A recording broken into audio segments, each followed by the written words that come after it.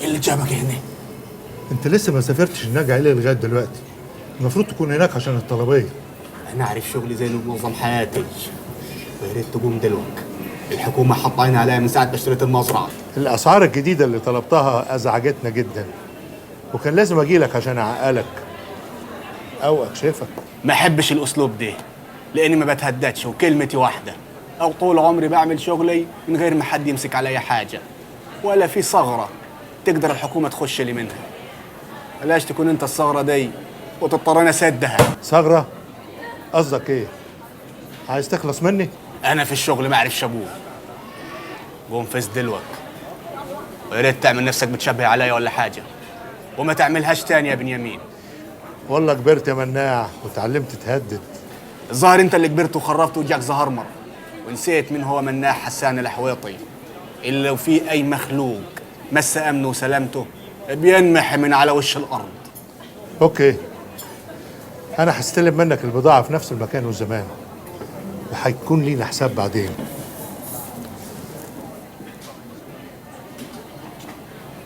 احلى ورق عنب يا مناع بيه. هو مين ده؟ ده واحد كان بيشبه علي، ما تشغلش بالك انت يا جابر. رجبوا اللي جاب ابوك، سديت نفسي. أنا شايف إن كلام عمي حسان معقول، وأنا موافق على كل طلباتهم حتى لو هبني لهم بيت جديدة. والله تعال احضرنا يا كبير البندرية، لعلك وعيت وفقت. تعال قول رأيك في الحديث اللي بيقوله ولدك. حسان طلع من ورطته قدام أهل النجع وورطنا احنا. طب وليه ما اتجوزت نسمة ومناع اتجوز زين أختي؟ كأنك اتجنيت يا أما. عايز بنت حسان تيجي تعيش وسطينا وتعرف أسرارنا وعيوبنا وتنقلها لأهلها وناسها. من أختي كمان هتعيش وسطيهم وتعرف أخبارهم وعيوبهم وتنقلها لأهلنا وناسنا. خلص، مناع كبير عليها واختك لسه صغيرة. أمال ليش شرطت إنها تتجوز مناع مش بكري ولد ناجي؟ عمك حب يحط العقدة في المنشار زي ما بيقولوا. كان فاهم إن عيلة حسان هتستخسر مناع في بيتنا. وما دام مناع زين ليه ما يتجوزش أختي؟ أختك محجوزة، الولد سعفان، وبعدين احنا ما عندناش بنات تتجوز برا العيلة. طب ما تسأل أختي، ما يمكن توافق على مناع. انت اقعد. ايه يا همام، ما عندكش إحساس؟ عديم النخوة. عايز أختك تترمي في بط ولدهم؟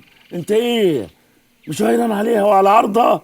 ما هي نسمة هتترمي في باطي وكله بالحلال وشرع ربنا. قلت لك أختك الولد عمك. أنا بفكر أرد عليهم وأقول لهم ما عندناش بنات للجواز. ما فيش غير جميلة بنت سعدون اللي كان أبوها عشمان يجوزها لك. ياك كنت فاكر إنهم هيوافقوا إن أنا أتجوز نسمة قصاد إن مناع يتجوز جميلة؟ طبعا مش هيوافقوا، لأن حسب الاتفاق اللي اتفقتم عليه بنت الكبير قصاد بنت الكبير، يعني نسمة قصاد زينة. وما دمت أنا موافق وهم موافقين يبقى خلاص نتمم الجوازة. قلت لك زينة مربوطة بولدي. أنت إيه يا واد؟ ما هتفهمش. الاتفاق ده باطل من أساسه. ليه؟ أفهمك ليه.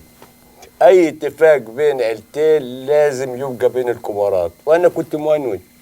عمك دياب هو اللي اتفق، يبقى الاتفاق ده أساسا باطل. وتصغرني قدام أهل النجع يا ولد أبوي. معلش يا أخوي، معلش.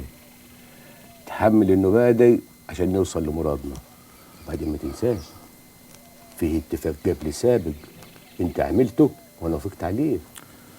معك حق، كلها أيام وتنفذ الاتفاق التاني ونبقوا أسياد الناجح. يعني إيه؟ يعني مش هتجوز نسمة خلاص؟ إذا كنت عايز تتجوز عليك وعلى جميلة بنت عمك سعدون، إحنا ما بنطلعش بناتنا بره. لا يا بوي، خلاص يا عمي، لا بره ولا جوه. أنا طالع أنام، بلا جواز بلا خوته.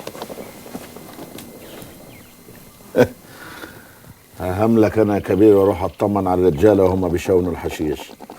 بلاش يا جاب، بلاش تروح تجر شكلهم، تعرف قرية حسان هي اللي بتوزن وتشوي. لا لا كبير، لازم يعرفوا ان من حقنا ان احنا نتمموا عليهم.